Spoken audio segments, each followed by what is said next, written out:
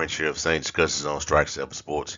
Today's video, man, we're going to talk about the latest mock draft in the Strike7Sports.com 2023 NFL mock draft series. We have already done two previous mocks on the Saints that are currently posted on the Strike 7 Sports website. You can check them out by going to strike7sports.com/Saints. So the first two mocks we did, one was a 3 round mock. The second one was a 4 round mock. Now today we're gonna do a 5 round mock that's gonna be published on YouTube, and we may do one in the future down the road, but we're gonna take a slight pause from that and focus on free agency and focus mostly on like individual position groups and things like that. But and the final mock draft will be published on the Strike 7 Sports website. Will be a full 7 round mock to reflect the current structure of the team at the time. Because I believe that the Saints will be finding out what the Saints starting quarterback will be in the next 2 to 3 weeks, most likely. But today, our main focus is the NFL draft 5 round mock, and we're gonna start this off with pick 29 and go from there. 5 rounds. Saints do have additional 5th round selection in the draft this year. Current picks for the Saints right now. They got the first rounder back from not back, but they got the first rounder from Denver because of the Sean Payton trade. Denver got the pick from Miami and San Francisco, and so they had 29. You got second round pick number 40, third round 71, fourth round 115, fifth round you got 148 and 167. So like I said, you got four. You pretty much have 6 picks overall, 6 selections. Two in the fifth, one in the fourth, one in the third, one in the second, one in the fourth. So you got like 6 picks, six selections in the 5 rounds, first 5 rounds. An extra pick from that Philly trade you pulled off in the summer for CD Deuce. You got those peanuts. That call it peanuts, but you didn't get a nothing for that for giving up CD Deuce, and he ended up leading the league in interceptions. But that's neither here nor there. It is what it is now. So Saints take offensive guard OG Osiris Torrance out of University of Florida with the first overall pick in the 2020. Well, not the first overall, but the first round selection, 29th overall for the New Orleans Saints in this year's NFL draft. So we focus on that position because we know that I think a lot of people, including people that are close in Saints circles, know that Andrus Peat's time as a New Orleans Saints is coming to an end. He's pretty much going to be a cap casualty real soon. All signs point toward them not bringing him back, but you never know. So because of that, we take Osiris Torres in the first round, a guy that can come in and possibly, I think, potentially start right away for you. It's one of those positions where I believe the Saints need to get young at, get young, get better at, and find cheap talent at as well, while you continue to kick the can down the road and manage this cap situation that it's always at the forefront of everybody's attention when it comes to the offseason in regards to the New Orleans Saints. So according to the scout report on Osiris Torrance, he's 22 years old, a junior, 6'5", 347 pounds. He is a local guy from Greensburg, Louisiana. Played at ULL, well, they call it Louisiana now, the Raging Cajuns. Played there, transferred to work with Billy Napier, who was the head coach of the Raging Cajuns. few years ago before he became the head coach at Florida. So he transferred with him. So he's a local guy. And he's number one according to for the CBS rankings, prospect rankings. At his position, he's number one overall. The top at that position on the offensive line. He hasn't rated at a one.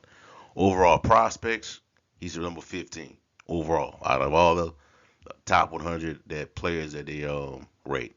He's 15.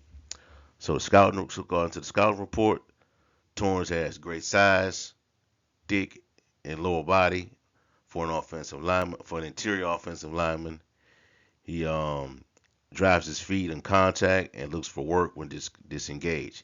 He does a good job of absorbing contact in addition to being a fluid athlete capable of blocking in space. There are balance issues at times stemming from a wide base and dipping his head too often. Late eyes lead to defenders getting on his hip, and which he has a hard time recovering.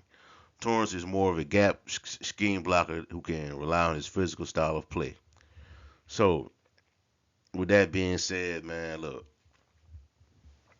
a lot of these, the weaknesses for a lot of players coming out of college at a lot of positions, they can be fixed at the professional level. It's gonna take some time. For some, it's gonna take time, while others they're gonna catch on quick. But I believe this would be the right move for the Saints, man, in this first round. You know, build up your offensive line. Build up the offensive line. You let guys like Andrew Speed go. You know, continue to manage the cap. Already got Ryan Ramczyk. Restructure this deal. You bringing back Calvin Throckmorton. James Hurst will still be there, so you still have a veteran presence on the offensive line. Cesar Ruiz, is good, is developing. So so you also got Eric McCord at center, so one of the best centers in the game. So you still have a solid offensive line to work with. I believe that you just got to get a little younger at the position at a reasonable cost right now, given your quarterback situation and what's bound to happen with Alvin Kamara. You're gonna need a running back, a good offensive line for a running back to get behind and run. So we thought we start things off with Osiris Torrance. All right. I think it's a good selection. You know, that won't hurt the Saints. You know what I'm saying? And that I believe that's the direction that the Saints should go. I'm just being real on the offensive line. No matter if you got Derek Carr or you're going to look for a rookie. You know what I'm saying? So there you have it. We got um, Osiris Torrance at number 29. Two, second overall in the second round. We Saints got the Saints will take Hendon Hooker out of the University of Tennessee. He started off at the University of Virginia, and now he transferred to the Tennessee Vols. So this guy, man, I watched him play in a lot of games last year. Had a huge year in 2022 before suffering that injury, the torn ACL injury against South Carolina, a game in which they lost. Had a good season prior to last year, and I don't think he was expected to start, but once the previous backup starter went down, Hooker got the job, and he had a huge year. Threw for 3,100 yards, 32 touchdowns, and only two interceptions as a starter for the Tennessee Vols. He's 25 years old. People look at that, and kind of raise some eyebrows at that situation. Um, and I don't see what the issue is with that, because if you draft this guy and and he turns out to be any good, you have a starter for the next 10 to 12 years, a starter, a bona fide starter that you can build a team around, get it at a bargain rate. You know what I'm saying? Before you really have to start paying him. You know what I'm saying? But we'll see how it play out. This guy is accurate. He's 6'4", 215. He got the size. He's mobile. And what I like about him is that he doesn't depend solely on his athleticism to make things happen, like a lot of dual threat quarterbacks do. If there's no room for him to run, if he cannot get it run, make it happen through his legs, he can sit back there and throw it from the pocket and be accurate. That's my thing. That's my pet peeve with a quarterback, a quarterback in general. Can you be accurate from the pocket and not rely too much on your legs to make things happen? And that's what I like about Hendon Hooker here. If this is because this pick got Hooker at 2 because at second round selection, because we still don't know what the Saints are going to do at quarterback. You know what I'm saying? So this is just to be safe right now. And like I said, um, we'll be finding out what the Saints will be doing at quarterback for sure in the next 2 to 3 weeks. Free agency starts on the 15th, and we'll see how everything how everything plays out. So people look at this, like I said, people look at his age and all, but I don't see the issue, because Joe Burrow was 25, was like 25 years old when he was coming out of college. You know, if Hooker did not suffer that injury, I could easily see him being the top overall pick in the draft. His name will be right up there with um, you know, Bryce Young, Anthony Richardson, who has been trending up lately. You got C.J. Stroud, all those young quarterbacks that are moving up that are expected to be taken high in the draft. You know what I'm saying? All those young quarterbacks that are expected to be or projected to be franchise quarterbacks. So his name would be right up there with those guys. You know what I'm saying? But he's not. And if the Saints want this guy, they need to take him at 40. And if they really want to, you can take him at. You really soldiering on him and don't want nobody else to touch him. They might have to take him at 29.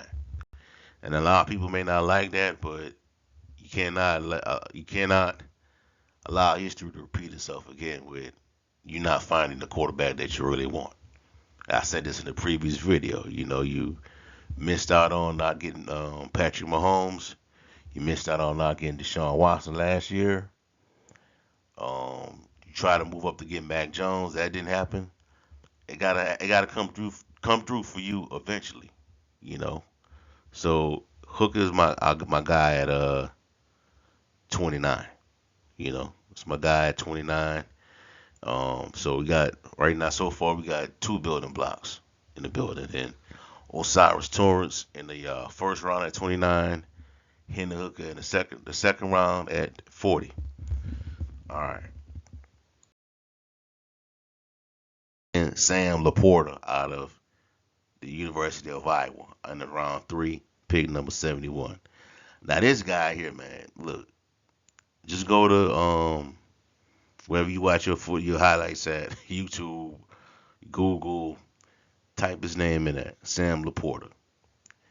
This guy is like I don't like to make comparisons to young players, to prospects, to players that's already established in the game a lot, but this guy reminds me of Travis Kelsey, man. And the way they used him at Iowa was interesting because they use him in a lot of situations such as screen passes. They throw a lot of screen passes to him. They use him on the outside. He catch passes over the middle. And his yards after the catch game is sick, man. Like the passes that he catch out of the screen, coming out of a screen play, he can take him to like 40, 50 yards to the house, or possibly to the house. He has that type of ability, and I think, and if the Saints take him, that will put Adam Trautman down the depth chart, push him down the depth chart. I don't think they would get rid of Adam Trautman, but because of his blocking ability, but I could easily see Laporta in that role. The Saints go to a two tight end set offense. You know what I'm saying? With you got Sam Laporta, you got Jawan Johnson. You know what I'm saying? This would be he could take this off his upside, could take this offense to another different level, a different level. You know what I'm saying? And some things to look up about I looked up about Laporta is that he was a 3-year captain. He was a two-way star. He played wide receiver and defensive back. At six deuce, he's 6'4", 249 pounds. So he's a guy that I like. I would love to see the Saints taking in the later rounds of the draft. And see how he would become a part of his offense. From some stats on Laporta in Iowa is that from 2021 and 2022 he hauled in 100 receptions, 1,200 yards, 4 touchdowns. And that's with a Iowa passing attack that struggles. That struggled last year, previous 2 years. You know what I'm saying? But based on the scout report, is that he had solid frame, good height, weight, decent corresponding length. Um, Flashes good vertical explosive capacity, and has shown that he can gear up with little strain upfield. Shows above average long strider speed. I have seen that. It is that is what came bounced up to me on the screen, popped off to me on the screen when watching Laporta. Is that the speed he has in an open field.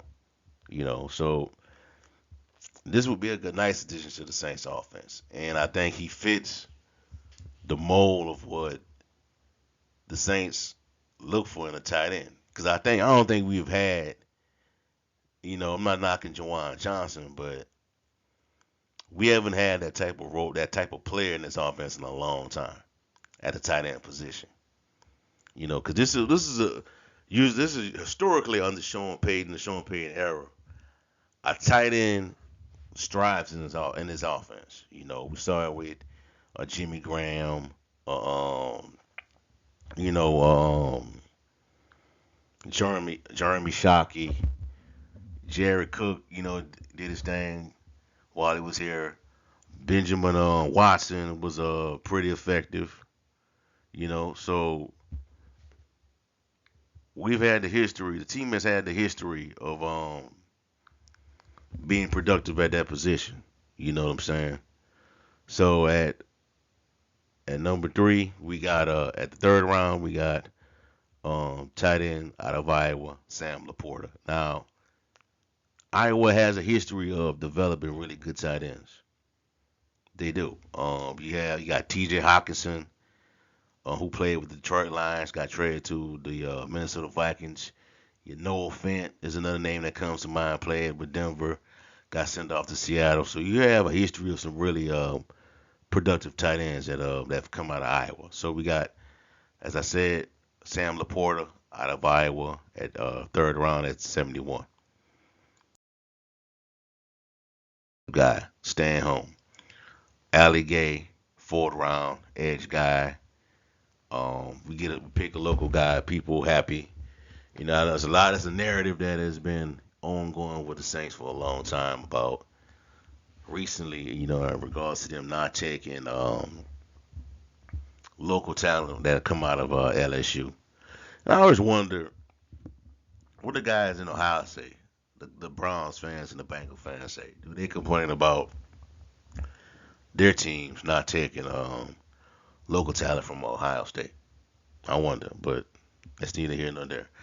But Allie Gay, a reason why, I would like the Saints to take Alligator in his forward rounds because you got you be the you know you're on the verge of possibly losing Marcus Davenport, and then you have Payne Turner there, but he has dealt with injuries in the past, and when and there's some instances where there's nothing wrong with Payne Turner, and he's a healthy scratch, and he just doesn't suit up at all. He just doesn't play at all. You have guys like Tanoa Capacity playing in his place.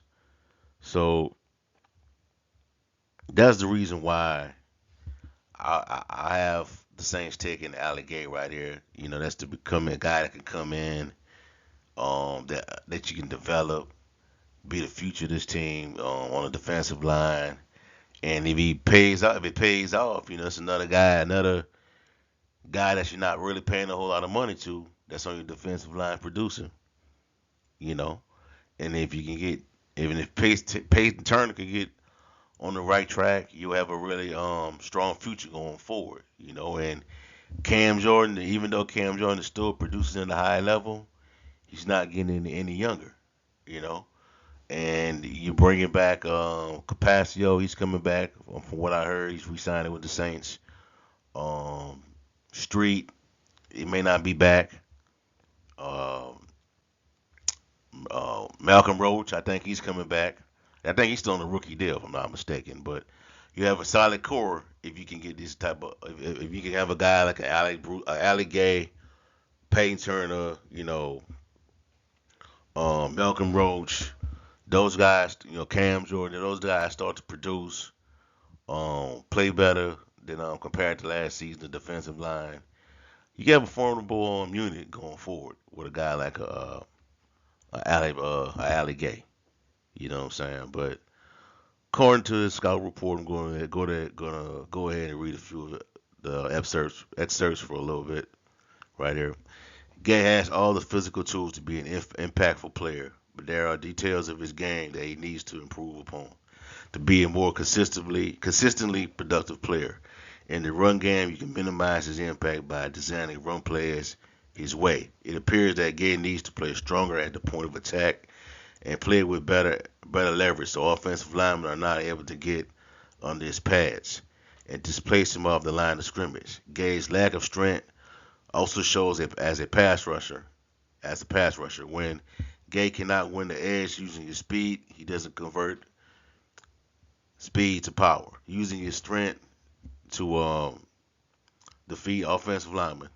Oftentimes, once Gay is beaten to a spot by offensive linemen, it results in his pass rush becoming stagnant. Overall, Gay is an NFL prospect with high upside due to his size, natural athletic ability, but there are still detailed elements of his game that he needs to work on to be a consistently impactful player in the NFL. Top reasons to buy in: prototypical size, fluid, smooth athlete, flashes of high level production in college. Top reasons for concern: inconsistent production, strength, lower body tightness. 6'6", 265, 40, run a 4.7. Um, Ideal role, defensive end of 4-3 screen. Yup, just like the Saints run. So, these weaknesses, man, the Saints can fix this, man. They can fix this. I know they don't have Ryan Nelson there to work on this, but I think that this is a guy that can really thrive in this defense, if he's given the proper coaching. Dennis Allen's bringing in his own guys, so we'll see how that plays out. But usually Ryan Nielsen is the guy that works with the defensive line. He is now with the Atlanta Falcons as their defensive coordinator. So we'll see how that plays out. But I got the Saints taking Alligator in the fourth round.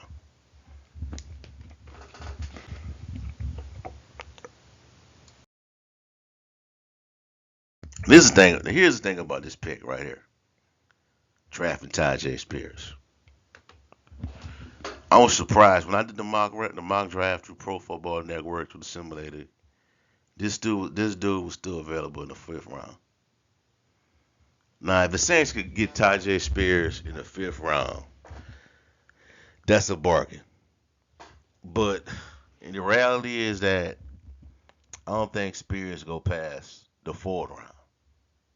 But luckily for this mock draft, I was able to take him in the fifth round after guys like Kenny McIntosh was gone, Zach Charbonnet, Israel Abernathy out of Pittsburgh. Um, I went with this guy, Tajay Spears, and if you have not seen by now, Alvin Kamara, the chances of Alvin Kamara being suspended are high. Probably 68 games. Based on the evidence that has been put out. But even if Alvin Kamara wasn't gonna get suspended, I felt like the Saints needed a running back. They needed a running back. A guy like this can certainly help out. And you can draft this guy, sign a veteran, and have them, man those positions while Kamara is out. You can do that. You know, um, a name that comes to mind is somebody like a David Montgomery. You know, and but Todd J. Spears is your future. You know what I'm saying? And this could help out. This could help out a guy like a Andy Dalton if you decide to run it back with him next season if you cannot get Derek Carr, or even if you do decide to sign Carr, this would be a nice young cheap piece that can help him out. That can help him out because, as I've said before, one of the biggest indictments on the Dennis Allen era in New Orleans to start off last year was the team not finding a running back, I would say a reliable, healthy running back to take some of the pressure off of Alvin Kamara. That was their biggest mistake. They had a chance in the draft to do it. They decided to go at a different position, look at different positions. And I understand that, but the offensive side is where the Saints need the most help at. And if you bring back an older quarterback like a Andy Dalton, a younger running back is going to be his best friend. A young running back, an improved offensive line will be Dalton's best friend because that way you can take some pressure off of Dalton. It won't be, you won't have to rely 100% on his arm to make things happen like last year. We saw how that turned out. If you have a good offensive line with a nice running back, a young running back that can hold things down, like a Spears, this could work. The Saints could probably win three more games, you know, compared to just the seven that they won last year. So Tajay Spears here at in the fifth round makes a lot of sense. You know, so we'll see how it plays out, man. But I don't think the Saints are going to come out of this draft without taking a running back in this year's draft. Now they may go free agent. They may sign one in free agency at a reasonable price and draft one as well. So that way you have three running backs to count on. Once Alvin Kamara get back from his suspension. So there you have it. Tajay Spears at in the fifth round. This is our additional pick that we got from Philadelphia in the we have from Philadelphia in the 2023 NFL draft. They said the fifth. So we got two fifth rounders in this draft. Our first one was Tajay Spears out of Tulane. Now, second one is another edge guy, Habuk Baldonado out of Pittsburgh. So I like this guy. I like what he does as a player. Um, Play when I watched his footage, watched his scouting report. He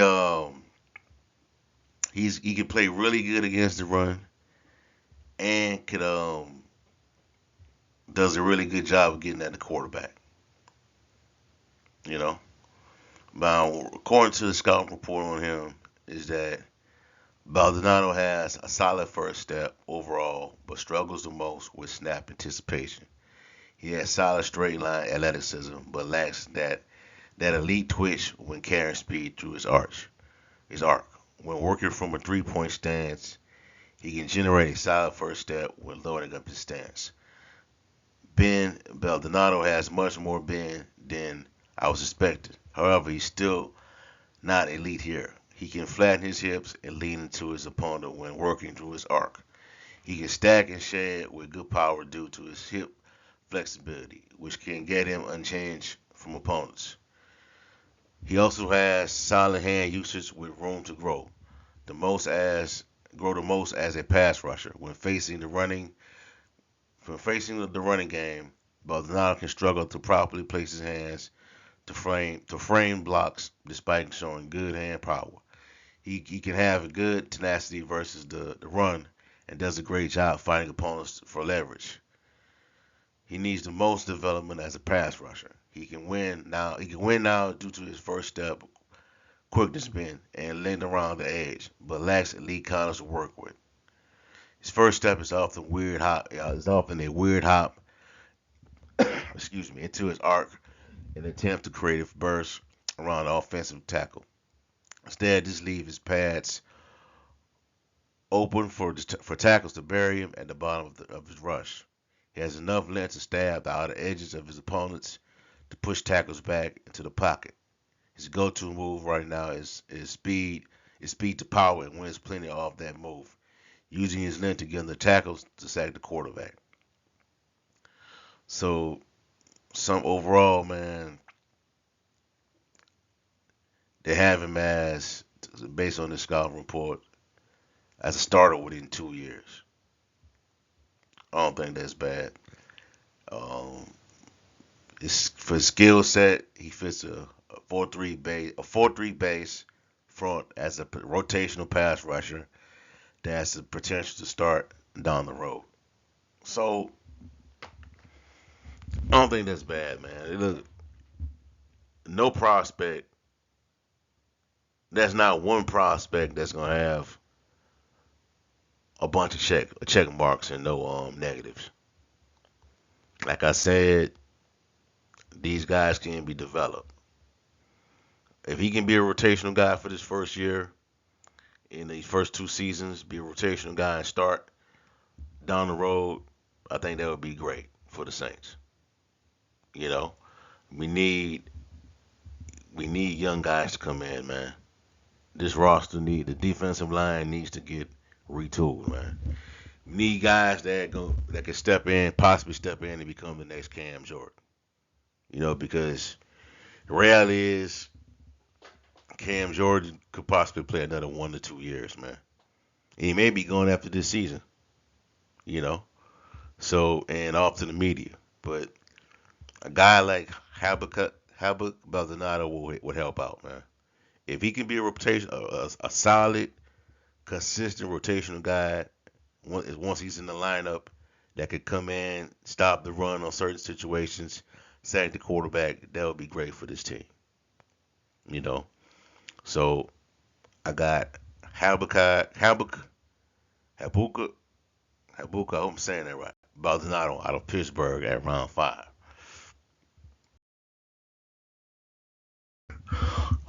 Just a summary of our picks. We got at first round at 29, we got Osiris Torrance, offensive guard out of Florida.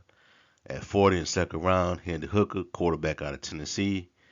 Sam Laporta, the tight end, third round at 71. Allie out of LSU at 115 in the fourth round. Tajay Spears at 148 in the fifth round.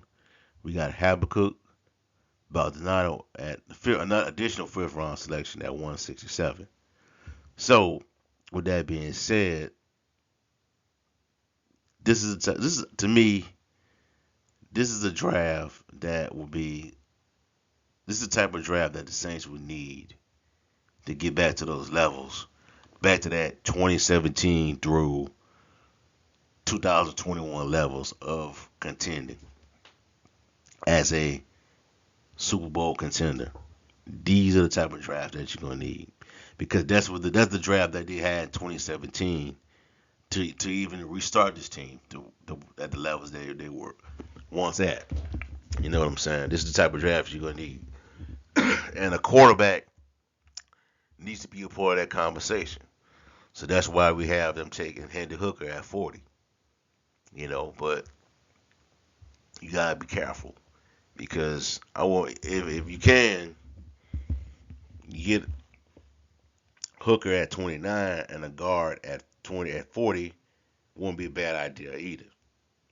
But if you can have a draft like this where these guys can contribute right away, and maybe one of them or one or two of them can contribute down the line as every down starter in 2000 down the road in 2024 2025, that would be great for this team because you're not paying these guys, and you get to continue to kick the can down the road, but it won't be a daunting task when you got guys like this on the books that you're not paying, but they contribute at a excuse me at a high level.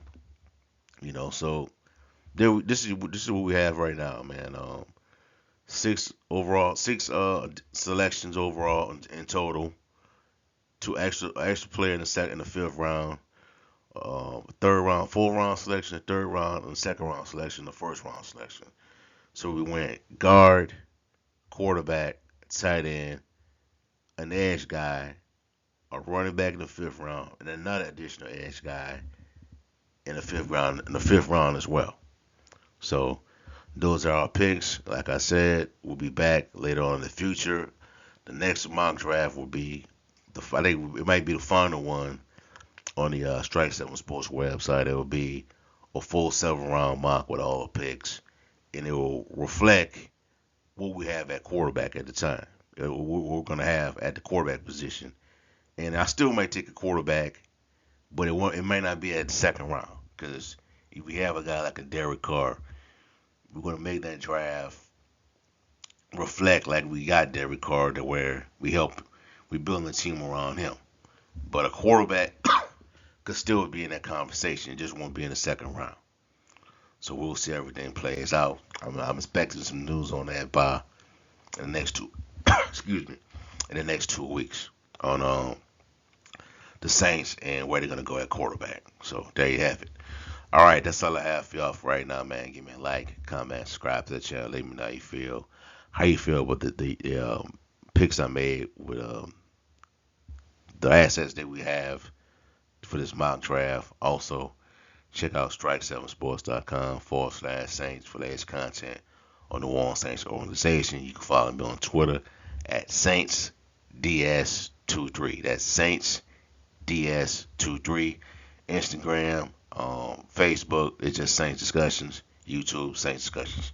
Have a blessed night. Peace. Be safe. I'm out. Who that?